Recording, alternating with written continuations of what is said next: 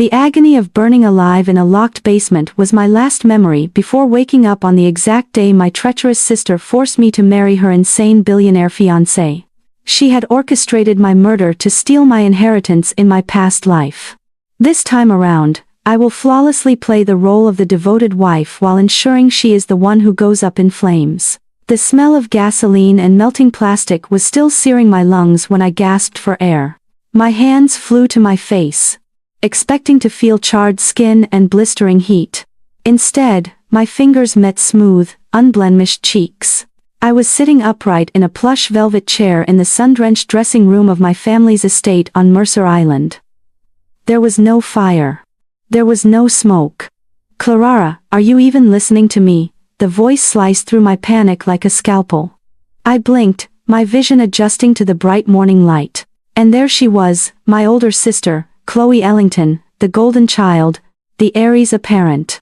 She was pacing the floor in a silk robe. Her flawless face twisted into a mask of theatrical despair. Standing behind her, wringing her hands was our mother Beatrice. "You have to do this, Clara," Chloe begged, though her tone held the sharp edge of a command. "You have to put on the veil. Nathaniel Saurin is a monster.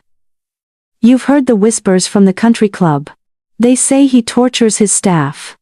That he lost his mind after the accident. He locked his last physical therapist in a wine cellar for 3 days. I cannot marry him. I won't survive it." I stared at her, the blood roaring in my ears. I knew this day, June 14th, the day of the Saurin-Ellington merger. The day my family offered up a bride to the infamous Nathaniel Saurin, to save our shipping company from bankruptcy. In my past life, this exact scene had played out. I had cried. I had begged our mother not to make me the sacrificial lamb, but Beatrice had looked away, and Chloe had forced the $200,000 custom Vera Wang gown over my head. I had been sent to the Saurin estate, absolutely terrified. I had treated Nathaniel like the monster everyone said he was. I flinched when he moved. I locked my bedroom door and eventually I ran. I ran right into the arms of Chloe's secret lover, Silas, Nathaniel's charming, snake-eyed cousin. Silas had promised to help me escape. Instead, he used my frantic flight to frame Nathaniel for my kidnapping, seized the Saurin proxy votes, and locked me in an abandoned warehouse in Seattle's industrial district. The last thing I saw before the flames consumed me was Chloe standing safely behind the glass of Silas's Mercedes, wearing my mother's heirloom diamonds, smiling as Silas tossed the match. "Clara," my mother snapped, breaking my reverie. "Your sister is delicate. She has a future in politics, in high society. You've always been a bit of a homebody. You can handle a quiet life out of the public eye. The Saurin family has agreed to the substitution as long as a Ellington girl signs the papers." Delicate. The word almost made me laugh out loud. My delicate sister had watched me burn to death. I slowly stood up. The residual phantom pain in my bones solidified into something cold, hard, and sharp. Panic was gone. In its place was a crystalline clarity. If Nathaniel Saurin was a monster, then I was a ghost, and ghosts aren't afraid of the dark. "All right," I said softly. Chloe stopped pacing. She blinked, thrown off by my utter lack of resistance. "All right, you'll do it. You'll wear the veil." "I'll marry him," I said, walking toward the sheer beaded wedding dress hanging in the corner. I reached out, running my fingers over the expensive lace. "But I want the deed to the summer house in Aspen transferred to my name by midnight, and I want Grandma's sapphire necklace," my mother choked on her breath. "Clara, extortion. At a time like this, consider it hazard pay," I replied, turning to look them dead in the eye. "You want me to walk into the lion's den so your golden girl can run off with her secrets? Pay up or I walk out that door right now and you can explain to the Saurin lawyers why the bride is missing." Chloe glared at me, her mask slipping for a fraction of a second to reveal the vicious spoiled brat beneath. "Fine," she spat. "Take the house. Take the necklace. Just put on the damn dress." 2 hours later, I was sitting in the back of a blacked-out Maybach, heading toward the secluded Saurin estate known as Blackwood Manor. There was no grand ceremony, no walking down the aisle. Nathaniel's condition allegedly made public appearances impossible. We were to sign the marriage certificate in the presence of a judge in his private study. As the iron gates of Blackwood parted, I looked at my reflection in the tinted window. I wasn't the terrified weeping girl from my first life. I was a woman who had already crawled through hell. Whatever madness Nathaniel Sauron possessed, it couldn't possibly be worse than the family I was leaving behind. Blackwood Manor was less of a home and more of a fortress built into the jagged cliffs overlooking the stormy Pacific Ocean. It was surrounded by acres of dense, unforgiving pine forest. When the car rolled to a stop, the door was opened by Harrison, Nathaniel's imposing head of security. He was a mountain of a man, a former Navy SEAL, with a scar cutting through his left eyebrow. In my previous life, I had been terrified of him. Today, I stepped out of the car, smoothed down the skirt of the heavy Vera Wang gown, and offered him a polite, steady nod. Harrison looked mildly surprised. "Miss Ellington, or I suppose, Mrs. Sauron, now the judge is waiting in the library." "Lead the way, Harrison," I said calmly. The interior of the manor was suffocatingly dark. Heavy velvet curtains were drawn over the massive arched windows, blocking out the afternoon sun. All the light bulbs were dimmed to a low, amber glow. "Mr. Sauron is having a difficult day," Harrison warned quietly as we approached a heavy set of oak doors. "Keep your voice low. Do not make sudden movements. If he tells you to leave the room, you leave immediately. Do you understand?" "Perfectly." I lied. We entered the library. The judge, a nervous-looking man wiping sweat from his brow, hurriedly pushed the leather-bound registry toward me. I signed Clara Ellington with a steady hand. "Where is my husband?" I asked. A sudden, violent crash echoed from the back of the room. The judge jumped, nearly dropping his pen. In the shadows near the unlit fireplace, a tall figure was standing over a shattered crystal decanter. Nathaniel Sauron, even shrouded in darkness, his presence was overwhelming. He was tall, broad-shouldered, and dressed in a perfectly tailored but rumpled black suit. His dark hair was disheveled, and his breathing was heavy, ragged, like a cornered predator. As he turned toward the dim light, I saw the scars. A terrible, jagged network of burns traced the left side of his jaw and disappeared down his neck into his collar. The remnants of the infamous yacht explosion off the coast of Monaco that had killed his father and supposedly fractured his mind. In my first life, seeing him had sent me into a blind panic. I had backed away, sobbing. This time I stood perfectly still. "They sent the spare." Nathaniel's voice was a low, growly rasp that seemed to vibrate the very floorboards. He stepped forward, his piercing ice-blue eyes locking onto mine. There was a dangerous, volatile energy radiating from him. "Where is Chloe?" "Chloe decided she'd rather not be murdered in her sleep by a madman," I said. My voice steady, echoing slightly in the vast room. The judge gasped. Harrison tensed, taking a half-step forward. Nathaniel stopped. A strange, dangerous smirk tugged at the unscarred side of his mouth. "And you're not afraid of the madman?" "I've met real monsters, Nathaniel," I said, holding his gaze without a flinch. "You just look like a man in pain." I stepped away from the judge, lifted the heavy hem of my dress, and walked right up to him. Up close, I could see the fine tremors in his hands. He was bleeding. A shard of the crystal decanter had sliced open his palm. He had shattered the glass with his bare hand. Without asking permission, I reached out and gently took his bleeding hand. I felt him flinch. A massive, powerful man recoiling from a simple touch. "Harrison," clears throat, said, not breaking eye contact with Nathaniel. "Bring me a first aid kit." Now, for the next 3 weeks, I dismantled the myth of Nathaniel Sauron's insanity piece by piece. He wasn't crazy. He was suffering from severe untreated complex PTSD, sensory overload and blinding survivor's guilt. The yacht explosion hadn't just scarred him physically, it had shattered his nervous system. Bright lights felt like physical blows. Sudden loud noises triggered violent flashbacks of the blast. The doctors his cousin Silas had hired, specifically a doctor. Richard Aris, had been heavily overmedicating him with antipsychotics, turning him into an erratic, volatile ghost in his own home. I fired Dr. Aris on my 4th day. When Silas called the house, outraged, threatening to use his power of attorney to intervene, I hung up on him and had Harrison block his number from the estate's mainframe. I ordered the heavy curtains open just a crack at first, letting natural light filter in slowly. I replaced his terrifying cocktail of pills with a strict quiet routine. I ate every meal with him in silence. When he had night terrors, waking up screaming and thrashing, I didn't run away like the nurses did. I sat on the edge of his bed, holding his scarred hand, speaking in a low, rhythmic cadence until his breathing matched mine. Slowly, the beast of Blackwood began to realize I was not prey, and I was not a threat. I was his anchor. And as his mind cleared, the brilliant, ruthless billionaire that had built the Sauron Empire began to wake up.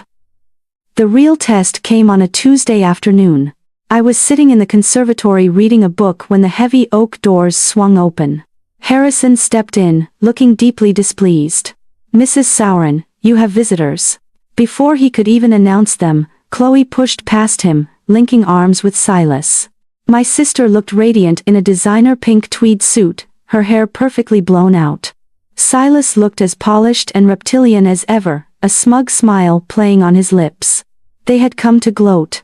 They expected to find me a withered, traumatized shell of a woman. They expected to find me begging to go home. "Clara," Chloe gasped, pressing a manicured hand to her chest with fake sympathy. "Oh, you poor thing, we were so worried." Silas insisted.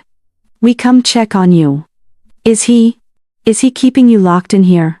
I slowly closed my book and stood up. I was wearing a simple, elegant emerald green silk dress. But what caught Chloe's eye instantly was the jewelry. Resting against my collarbone was the legendary Sauron heart, a flawless 50-carat diamond necklace that had belonged to Nathaniel's mother. It was a piece of jewelry Chloe had openly wept over wanting when she was still engaged to him. Chloe's eyes bulged. Her jaw actually dropped. "I'm perfectly fine, Chloe," I smiled. A genuine predator's smile. "My husband treats me exceedingly well." Silas scoffed, dropping the supportive boyfriend act. "Let's cut the crap, Clara. I know my cousin. The man belongs in a psych ward. We're here to offer you an out. Sign these papers testifying to his mental incompetence, and I'll ensure you get a handsome settlement when I take over the company." He threw a manila folder onto the glass coffee table. Before I could speak, a voice as cold as absolute zero echoed from the doorway. "I think my wife is quite capable of managing her own affairs, Silas." Chloe and Silas spun around. Standing in the doorway, framed by the afternoon sun, was Nathaniel. He wasn't hunched. He wasn't trembling in the shadows. He was dressed in a razor-sharp bespoke charcoal suit. Every inch the terrifyingly powerful titan of industry he was born to be. His scars only made him look more imposing, more dangerous. He walked into the room, his eyes locked on Silas with murderous intent. But when he reached me, his demeanor shifted entirely. He placed a large, warm hand on the small of my back, pulling me flush against his side. The possessiveness in the gesture was absolute. Chloe stared at the tall, devastatingly handsome billionaire standing before her, then looked at the priceless diamond resting on my chest. I watched the blood drain from her face, replaced instantly by a sickly, twisting green jealousy. She had thrown away a king, thinking he was a monster, and handed him right to me. And I knew in that exact moment I was going to drive her completely mad. The silence in the conservatory after Nathaniel's declaration was absolute. Chloe's mouth opened and closed like a dying fish, her eyes darting between the massive imposing figure of my husband and the multi-million-dollar diamond resting against my skin. Silas, however, recovered his oily composure, though the vein pulsing in his temple betrayed his panic. "Nathaniel," Silas forced a laugh, shoving his hands into his tailored pockets. "It's good to see you on your feet, but let's not pretend this is a miraculous recovery. Dr. Eris made it very clear that your lucid moments are fleeting. You're not fit to run Sauron Industries. Nathaniel didn't raise his voice. He didn't have to. The quiet lethal calm radiating from him was far more terrifying than any of his previous outbursts. Dr. Eris is currently facing an investigation by the State Medical Board for overprescribing highly regulated sedatives. A complaint filed by my wife. You'll also find your security clearance to the Sauron Tower has been revoked. Silas, my lawyers, specifically Attorney Prescott, will be in touch regarding the $42 million missing from the European logistics accounts. Silas turned the color of old parchment. You're insane. You have no proof. Get out of my house, Nathaniel said softly. Before I ask Harrison to physically throw you off the cliff, they fled. Chloe practically tripped over her designer heels.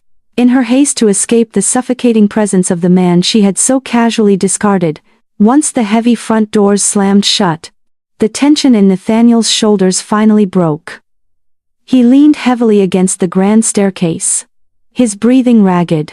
The exertion of playing the ruthless tycoon had drained his fragile stamina. I walked over, slipping my arm around his waist, letting him use me as a crutch. You did perfectly, I murmured, guiding him back toward the quiet sanctuary of the library. He looked down at me, his icy blue eyes searching my face. You knew he was embezzling. You pointed Prescott exactly where to look in the offshore ledgers. How, Clara? How could a woman kept completely isolated by her family know the intricacies of my cousin's shell companies? I settled him into his leather armchair and poured him a glass of water.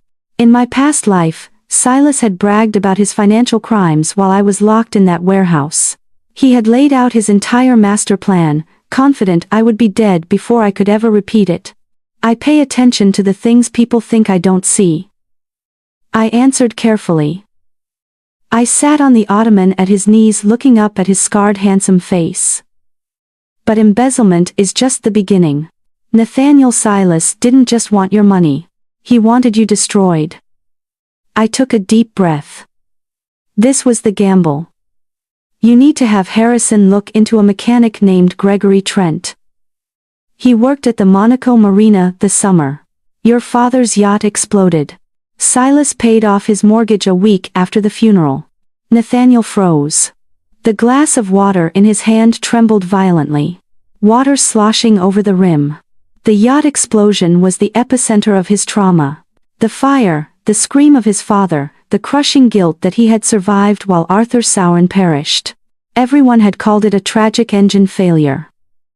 What are you saying? Nathaniel's voice was a harsh, agonizing whisper.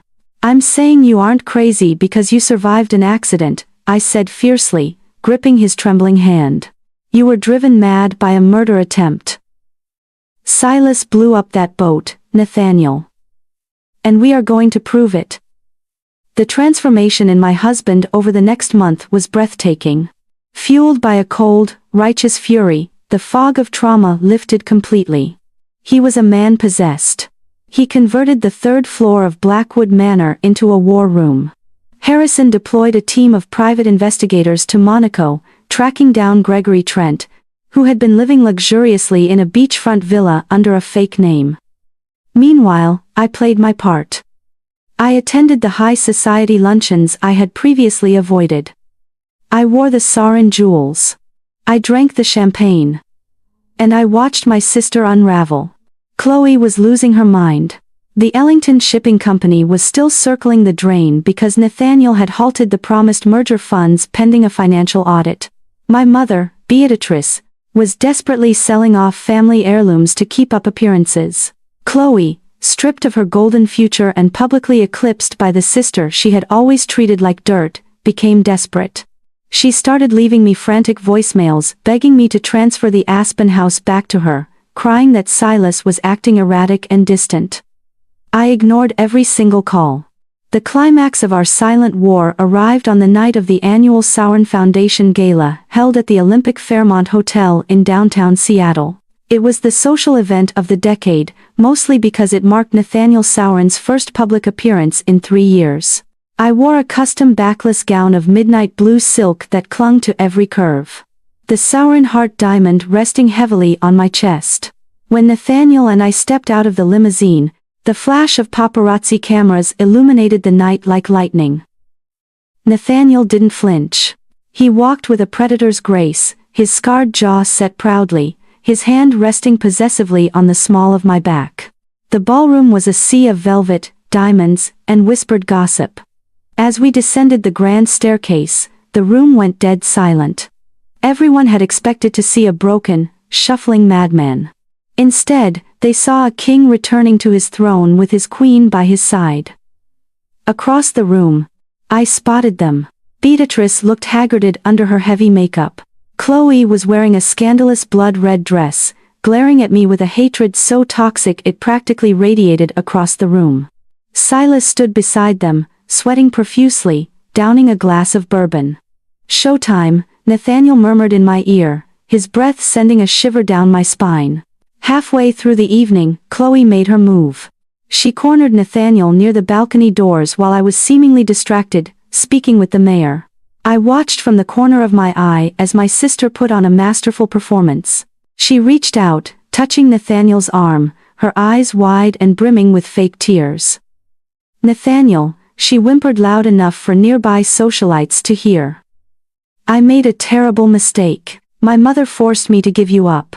She made Clara take my place because she knew Clara was manipulative enough to secure the merger. But I never stopped loving you. Clara is using you. Silas told me she's planning to have you committed." Nathaniel looked down at Chloe's hand on his arm as if it were a cockroach. "Chloe," he said, his voice carrying effortlessly over the string quartet. The music seemed to falter as people turned to watch. "My wife is the only reason I am standing here tonight. If you ever touch me or speak my wife's name again, I will personally see to it that the Ellington family is reduced to living in a cardboard box under the I-5 overpass." Chloe recoiled as if she had been slapped, her face burning a violent crimson as the surrounding crowd gasped and began to whisper. Before she could form a response, the microphone on the main stage wide with feedback. Silas was standing at the podium looking desperate and crazed. He knew the walls were closing in. He had planned a hostile boardroom coup for the following morning and he needed public sentiment on his side tonight. "Ladies and gentlemen," Silas announced, his voice trembling slightly. "I apologize for the interruption, but as acting CEO of Sauron Industries, I have a grave announcement. It pains me to say this, but my cousin Nathaniel is not well. His sudden appearance tonight is the result of manipulation by his new wife, Clara Ellington. For the safety of the company, the board will be voting tomorrow to place Nathaniel under an involuntary psychiatric conservatorship." The ballroom erupted into shocked murmurs. Beatrice looked triumphant. Chloe smirked, wiping her fake tears. Nathaniel didn't rush. He slowly walked toward the stage, the crowd parting for him like the Red Sea. He climbed the steps, dwarfing Silas completely. Silas tried to hold his ground, but the sheer overwhelming intimidation of Nathaniel Sauron forced him to take a step back. Nathaniel adjusted the microphone. "My cousin has always had a flair for the dramatic, but unfortunately for him, he is no longer the acting CEO, nor is he an employee of Sauron Industries," Nathaniel signaled to the back of the room. The massive projector screen behind the stage flickered to life. Over the past month, independent auditors have uncovered a web of offshore shell companies created by Silas Sauron, Nathaniel spoke clearly, his voice echoing in the dead silent room. Documents, bank transfers, and ledgers flashed across the screen. "He has embezzled $42 million. But corporate theft is the least of his crimes." The screen changed. It showed a frozen frame of security footage from a Monaco marina dated 3 years ago. It showed Silas handing a thick briefcase to a mechanic. The next slide was a signed sworn confession from Gregory Trent. "Silas didn't just steal from my company." Nathaniel's voice dropped to a lethal growl. "He planted the C4 explosive on the Odyssey. He murdered my father, Arthur Sauron, and attempted to murder me." Chaos exploded. Silas lunged for the edge of the stage, trying to make a run for the service exit. But Harrison and 3 undercover security guards were already there. They slammed Silas to the ground, pinning his arms behind his back just as the ballroom doors burst open. Detective Miller of the Seattle PD marched in with 4 uniformed officers. "Silas Sarin, you are under arrest for the murder of Arthur Sarin. Attempted murder and corporate fraud," Miller announced. The clink of handcuffs cutting through the screaming crowd. I walked slowly toward my mother and sister. They were frozen in terror, watching their golden ticket, their secret savior, being dragged out of the room in chains. "Clara." Beatrice choked out, her face pale and trembling. "Clara, please. The merger without Silas. The merger with Sarin is our only hope. You have to talk to your husband. You're a Ellington." "I am a Sarin," I corrected her, my voice ice cold. "And there is no merger.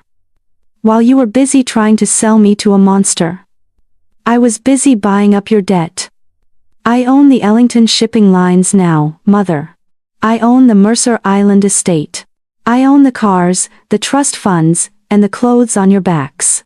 Chloe stared at me, her mind fracturing as the reality of her complete and utter ruin washed over her, the luxurious life she felt entitled to, the man she loved, the wealth she worshipped, all of it, gone in an instant. "No," Chloe whispered, her eyes wide and manic. "No, no, no, this is mine. You stole my life, you're the spare, you're nothing." She let out a blood-curdling shriek and lunged at me, her manicured claws aiming for my face. She didn't even make it halfway. 2 of Nathaniel's security guards caught her by the arms. She thrashed wildly, screaming obscenities, her perfect hair falling in a tangled mess over her face. Her designer dress tearing at the seams.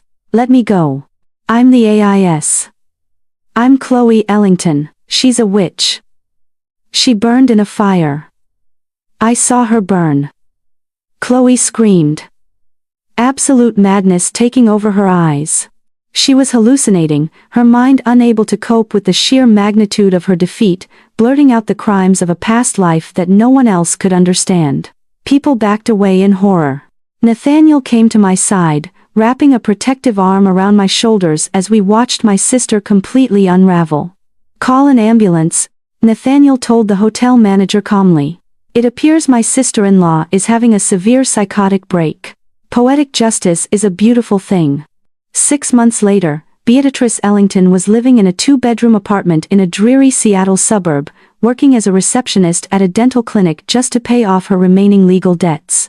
Silas was denied bail and was awaiting federal trial, facing consecutive life sentences in a maximum security prison, and Chloe was committed to the Silver Pines Psychiatric Institute, the exact same high-security, heavily medicated facility that Silas had tried to throw Nathaniel into.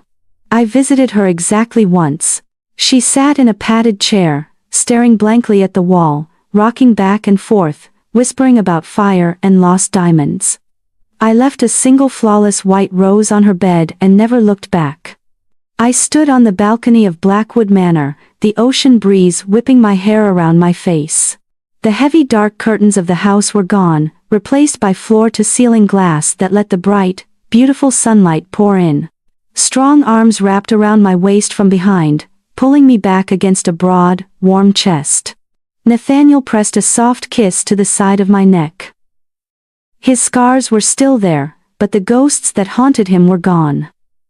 He was whole. We were both whole. "What are you thinking about, Mrs. Sarin?" he murmured. I leaned back into him. Looking out at the endless horizon, the phantom smell of smoke finally permanently gone from my memory.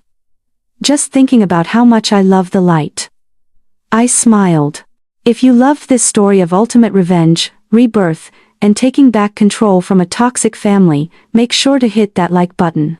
Don't forget to share this video with anyone who loves a juicy dramatic twist, and subscribe to the channel for more insane real-life drama, betrayal, and satisfying karma. Ring the notification bell so you never miss a single